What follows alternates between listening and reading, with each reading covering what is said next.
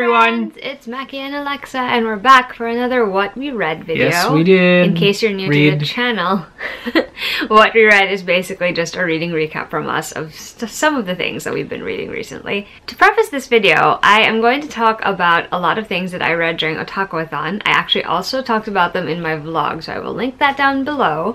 But I thought I would quickly run through all of the manga I read, just for the sake of everyone who didn't get a chance to see the vlog. And because, you know, can't help myself, there's a lot of things I want to talk about. Quite a few. I'm going to start with a few other things first. So let's start with Paradise Kiss. This is in 3 parts. Ta-da!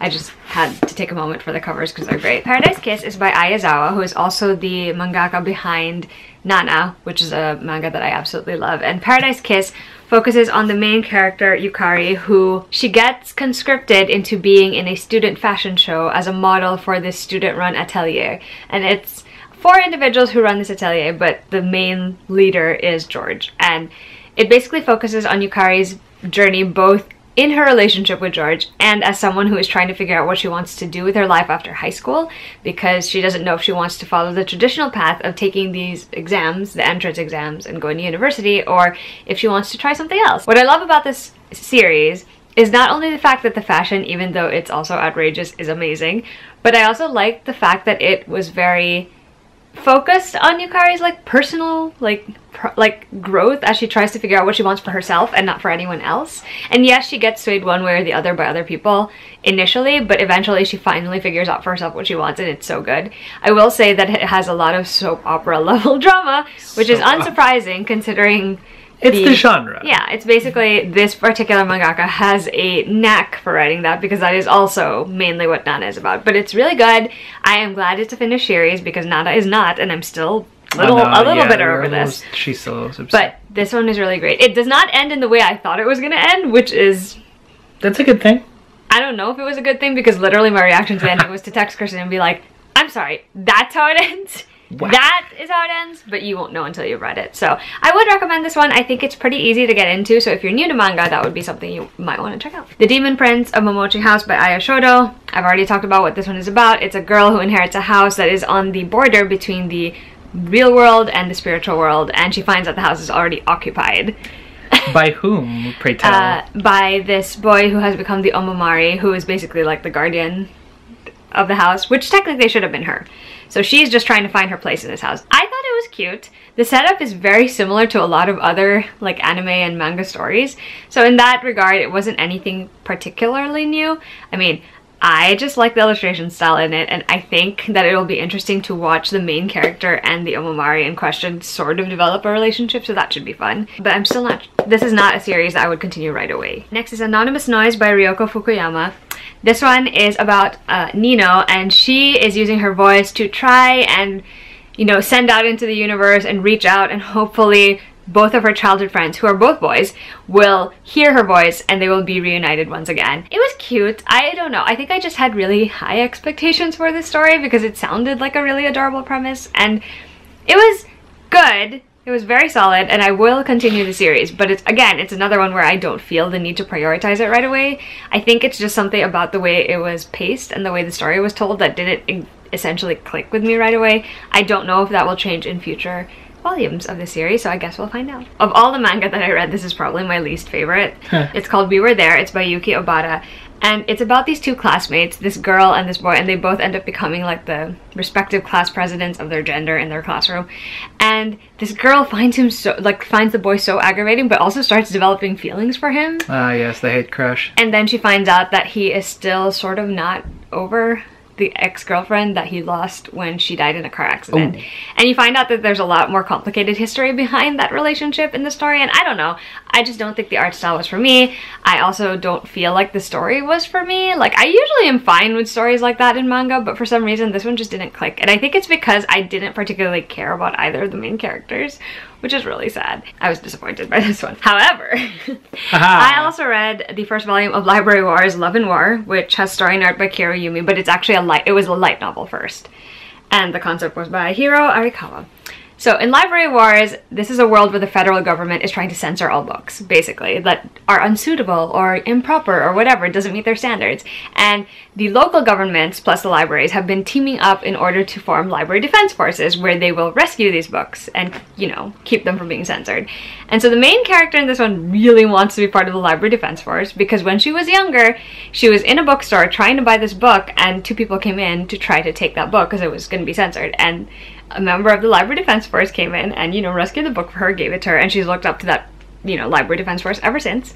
And so she has to go through all this training. Unfortunately for her, she's stuck training under this very grumpy commanding officer who seems to have it out for her. Like, he's genuinely just like pushing her to her limits all the time.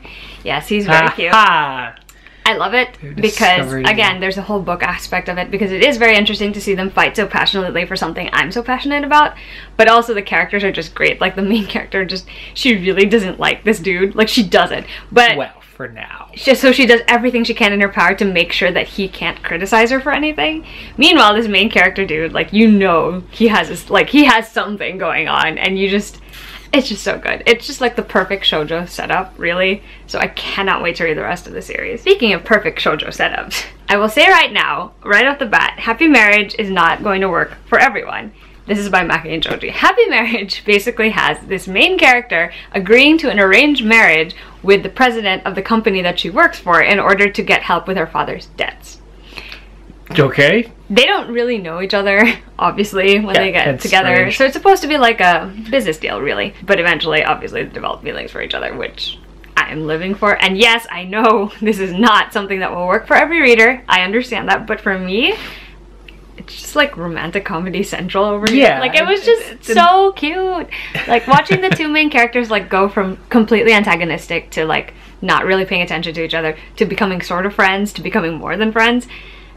It was delightful. I just need more of it in my life, so I will happily read more of this in my life. I don't know what's going to happen in the rest of the series because there's like 10 volumes of it, and a lot already happened in this first one, so who knows. And we have a classic Hanakimi, which is, this is a 3-in-1 bind-up, and this is by Hisaya Nakajo. Hanakimi has a main character who goes all the way to Japan, enrolls herself in an all-boys school so that she can be close to this athlete that she really admires because she wants to see him do a high jump, which is what he's known for. And I've said this before, I've watched the Korean drama adaptation of this and thought it was hilarious. And I find this manga equally hilarious, especially because you get a little more detail into the relationships between all these characters. Yes, the premise is a little out there. Yes, there are certain things in this one that I don't think will not work for every single reader of manga, and some people might find it problematic, but I thought it was really fun in general. Overall, I think I just really want the main character to realize that she's not really fooling some of the other characters in this book, because, like, I just need my ship to sail, okay? Haha. It's very important to me that this ship sails. It is pretty hefty. It took me a little longer to read this, obviously, because it's a 3-in-1, but it also meant that I got more of the story and I got more of, like, time with these characters, right. And I think that's always a good way to find out if you're invested. That's why I really like the 3-in-1 bind-ups. They're a good, like, test to see how you'll react to, like, a couple of volumes of a series. This one I'm definitely continuing. And now we're going to talk about the series that pretty much decimated all of my feelings. It was really bad because, like, Maki had already said before he got on his flight to the Philippines, which is like a 16-hour-ish flight, all in all, like, in total. He had said that I should probably try and, like, read this before he got on the plane, and I was like, no, it's fine. So I got, like, halfway before I got on the plane. It was cool. And I'm just like, it's the next day, and he has already arrived at his layover, and I'm like, why did I do this to myself? Why? Without emotional support. And then he gets on the other plane ride after the layover, and I am literally screaming into the void! So, the series in question is actually one Maki has talked about. And it is the Fushigi Yugi Genbu Kaiden. That's 12 volumes. And yes, I binge-read the entire thing in a weekend. So glad I hunted for every single piece of this across eBay and Amazon. It was so worth it. Fushigi Yugi began as a manga, but it was focused on a completely different set of characters and a completely different story. It's known as the Suzuko and Seiryu arc because those are the 2 gods that are tackled in that particular arc. And we've talked about it before in another video, so we're just gonna link that. This, on the other hand, is another story set in that world, only it focuses on the god Genbu. And it's a prequel. And it's a prequel. Set in the events prior to. The main character in this one, Takiko, is the first priestess to ever go into the book in the story. So essentially the story of Fushigi Yugi is that there is a girl from another world that will be transported into a book, and that girl is going to be the priestess of whichever god she's in the land of, and she has to gather the 7 celestial warriors in order to summon the god and make a wish. And in this one, Takiko is the first priestess, like we said, that gets summoned in, and she has to do the exact same quest, except that in this particular time and setting, there's a war going on. There's a lot of like convoluted relationships and political corruption happening in this one. And oh my, okay. So I started it and like the first 3 volumes were good, but like the first volume in particular, it's very setup-y, so it's like, okay, cool, whatever. Then 2 and 3 got marginally more interesting. And then like 4, 5, and 6 were great. And then I read frickin' volume 7 and 8 and lost my shit a little because things happened. And then the rest of the thing, the rest of this damn series had me like And we are reminded of exactly what kind of author we're dealing with here. You know, she is completely on point and perfect form. Very tight storytelling compared to the first one, I will say that. Yeah, but the tropes and the things that she does that we will either, you know, make you laugh or cry or scream really, really loud all of the are above. Infinitely more pronounced in this one, because obviously it's her second go. She knows how to hit those emotional beats so well. And I think that's something that's really been a hallmark of that series. That it's a prequel, but at the same time also, I guess, an improvement of her actual work is funny, because that's just life. It's so well written, this series, and I still love it. It's still the tightest story that there is. It is actually sadder, I think, than even the first. God, oh gosh, you know, but this is the story of the first priestess who ever crossed over from our world, and I just love it so much. I will say that another thing that I really love about the series, again, characters. She's really good at doing characters, especially like the main ones that you are going to come to love. I generally find that I will get attached, and I should never get attached. This is the lesson I have learned after enduring this run. I warned her. I'm like, I should never get attached to anyone ever, because that will just result in me like screaming into my phone. And this is the happiest stuff she's written. You know what I mean? Like I haven't seen her Alice in Wonderland adaptation-ish yet, although that's not purely Alice. It's Alice inspired, but it's not. Alice 19th, right? I think, yeah. And I have watched Ayashi no Seres, which, oh my god, it's like if you feel bad, you watch it so that you feel better that other people's lives are more terrible. But with duly noted. But with this, it's, and she draws characters that are so stunning as well, like by themselves. She's if you take a random still, artist. You look at the art, it's just these beautiful characters, and then the story that so to kill you. Oh man, if they ever animated this art, probably lose my wish that they I would probably lose my mind just a little bit. I wish they would. We're still hunting for the fourth. The Byakko arc. Technically the 3rd installment, which is the Byakko arc. So, but yeah, this it was so good. I'm so glad I read it. I'm so glad I listened when Maki told me to read it. So that's me fulfilling my end of that bargain. And that brings the manga section of this video to a close.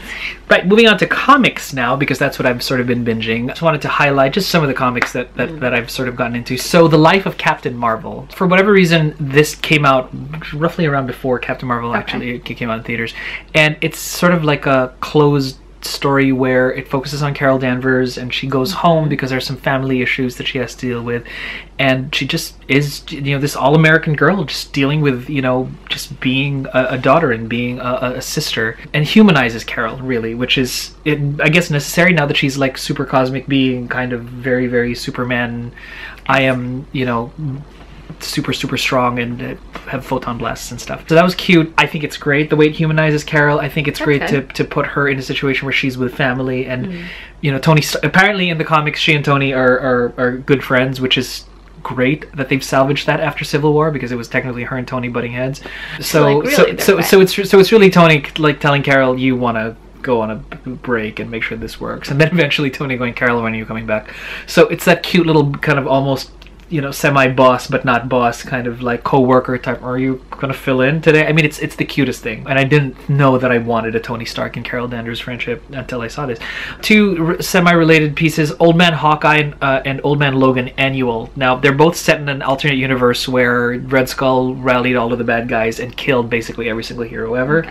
I'll start with Old Man Logan Annual first. Old Man Logan, for those of you who aren't too familiar, is a story about Wolverine set in that world where 50, 60, 70-ish years into the future, all the United States is decimated. It's been cracked up and divided against amongst the villains who are now ruling Red Skull, of course, being he has like a little hall of like dead superhero memorabilia because he killed everybody. And in this one, Wolverine made a vow to never pop his claws because Mysterio actually got into his head and he thought he was fighting all of the bad guys, the Evil Brotherhood, but he wakes up and it's all of the X-Men. So he had unknowingly killed everybody. So yeah, so the one time that all the bad guys said we're gonna team up and kill everybody. That's terrible. It is. Things come to a head when the Hulk gang, because there's a bunch of Hulk. I like how you called them the Hulk gang. Well, they are in the Hulk. Well, they are the Hulk gang, I think. Well, anyway, there are a bunch of Hulks threaten Logan's family and do something terrible, and he has no choice but to be the murdering, ravenous, killing machine that he used to be. Okay. Old Man Logan Annual happens way after that, and recalls a time a little bit after he sort of travels after those events and focuses a little bit on the Punisher, what happened to him, how people have taken his legacy and they've turned into like these terrible vigilantes that are just kind of, whatever. Wasn't too crazy about that. I mean, it was nice to revisit the world, but the way you revisit a train wreck, it's like you can't take your eyes off of it. And you're like, oh, I guess. Sometimes those can be fun, though. Yeah. Old Man Hawkeye, on the other hand, is a prequel to the Old Man Logan series. But prior to Hawkeye and Logan like teaming up to do like a deal in the actual Old Man Logan series, Old Man Hawkeye is his basically sort of like Kill Bill type revenge plot because they were betrayed. They were definitely betrayed by some people, and this is Hawkeye's he's like, I'm because of he's gonna just scratch people off the list. So that was fun, set in that world, and I would recommend it to people who are fans of the Old Man Logan kind of standalone, just because that universe is just so disgusting and terrible that you want to see it again. Otherwise, start with Old Man Logan, don't jump straight to that. Okay, a couple of other things that I did get into would be Extermination, and that is the newest sort of big X-Men arc where young... kill someone? Yeah, where sort of two forces come from the future. A very young teenage Cable, who is absolutely cutthroat and ruthless and does not have obviously the older Cable's wisdom and restraint even, and for whatever reason concurrently Ahab, who is a future mutant hunter and who was also responsible for creating mutant hounds. That's what that... Oh, okay. Yeah, mutant hounds, where they are mutants who hunt other mutants. One of which is Rachel Gray, who is Jean and Scott's future place daughter. That's why she has a little kind of hound makeup there, and she's been coming back because Ahab's been coming. And so now it's just this free for all where they're trying to kill all of the X-Men, and of course they are, that are time displaced, or at least put them back. I don't know. We don't know what the end game is. It's a little confusing to me at first. I'm personally not happy with this particular arc, but that's me talking from just like 3 issues in. So I don't know how they're going to end it. I'm hoping it's going to end well, but there is that. Climbing up the ladder on some really feel good stuff would have to be West Coast Avengers. Now, I know Edmund, who kind of comments a lot, said, hey, you should try West Coast Avengers.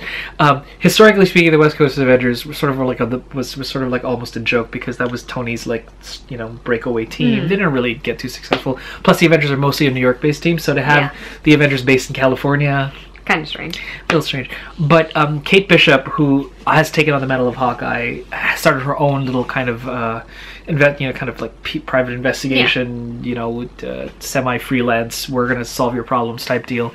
Angel Investigations, for those of you who watched the Whedonverse stuff.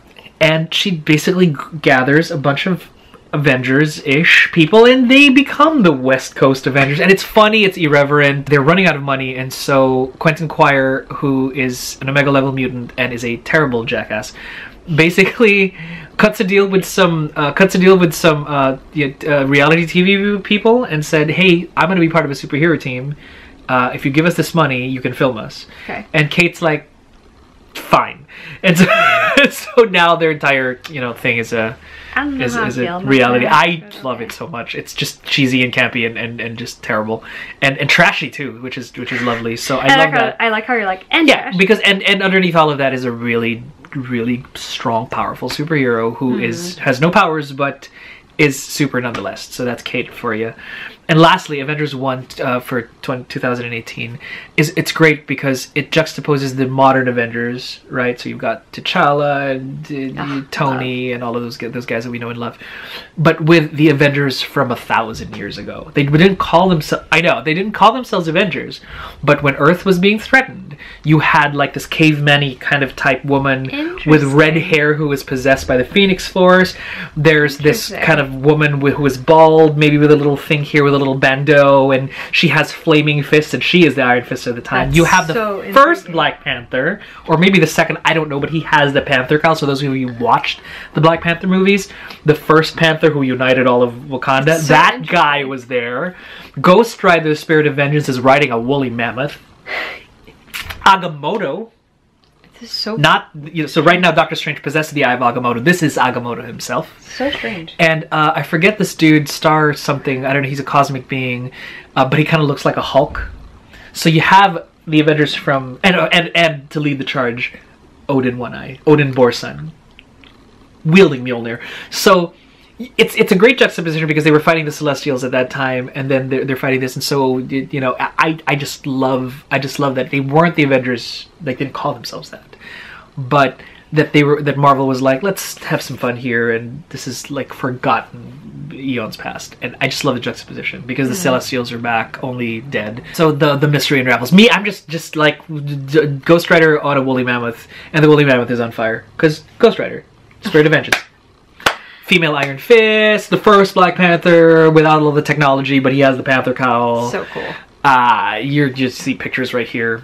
It's just fun. So I'm in it for them, not so much Tony and Carol and Thor and everybody else. I just like, well, I'm gonna, you know, and plus like the weird love affair between Odin and like the Phoenix, who's also a redhead. So I think the Phoenix has a type. Apparently. Yeah, I know. It's almost like, you know, the Marvel universe couldn't take that Jean broke up with the Phoenix, so they're like, but we'll bring it back, you know. So here it is. I'm looking for it. I love how there's like a, but we'll bring it back. I just think because it's just like, guys, it's stop making Jean and the Phoenix happen anymore. And they're like, all right, but here's another redhead that we can slap the Phoenix onto 1,000 years ago, and that's how that worked. And so I'm living for it. I love it, and I just can't wait to see what happens next. And we're just gonna leave it at that. It's gonna be a full-on. It's a graphic printed comic-y, material. You know. Yes, so basically this is the manga and comic version of what we read, which I never thought I'd see the day when all we talked about was manga and it's comics. kind of crazy. And we've been talking for like over 20 minutes, so that's a little impressive, I would say. Alright, so we're gonna cut this one short. Guess you guys are just gonna have to wait until the next time to see more bookish content from us. I promise you will see it. There will also be Bardugo content from us because this one has read a lot of the Bardugo since. So we will see you guys next time. If you liked the video, give it a thumbs up. Subscribe to the channel if you want to see more of our faces. We just post once a week on Fridays. We will see you guys next time. Bye!